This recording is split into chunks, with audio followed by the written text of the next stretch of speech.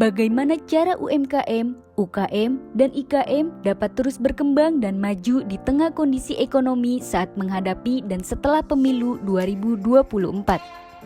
UMKM, UKM, dan IKM yang bergerak di sektor pertanian, perkebunan, perikanan, dan koperasi diharapkan dapat terus berkembang dan maju di tengah kondisi ekonomi yang sulit, terutama saat menghadapi dan setelah pemilu 2024. Dalam kondisi seperti ini, para pelaku usaha kecil dan menengah harus mencari cara untuk tetap bertahan dan berkembang. Dalam beberapa tahun terakhir, kondisi ekonomi usaha seringkali menjadi terkekang. Mereka kesulitan mendapat pekerjaan dan terpaksa meminjam modal untuk memastikan keberlangsungan hidup keluarga. Maka dari itu, pemerintah di tingkat pusat, provinsi, juga kabupaten dan kota perlu memenuhi janji kampanye mereka dengan tindakan nyata setelah terpilih sebagai presiden agar UMKM dapat meningkatkan daya saing dan profesionalisme mereka. Pengusaha kecil dan menengah di sektor pertanian, perkebunan, perikanan, dan koperasi harus bisa mengatasi kondisi yang kurang menguntungkan tersebut. Mereka perlu memperoleh dukungan dari pemerintah dalam hal pelatihan dan pendampingan untuk meningkatkan keterampilan dan pengetahuan mereka dalam mengelola usaha.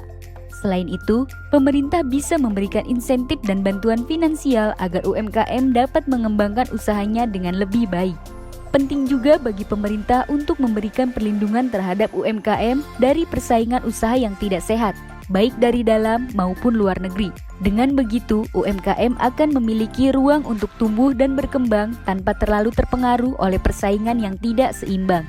Upaya kolaborasi antara pemerintah, pelaku usaha kecil dan menengah, serta berbagai pihak terkait lainnya akan sangat membantu dalam mengatasi kondisi ekonomi yang sulit.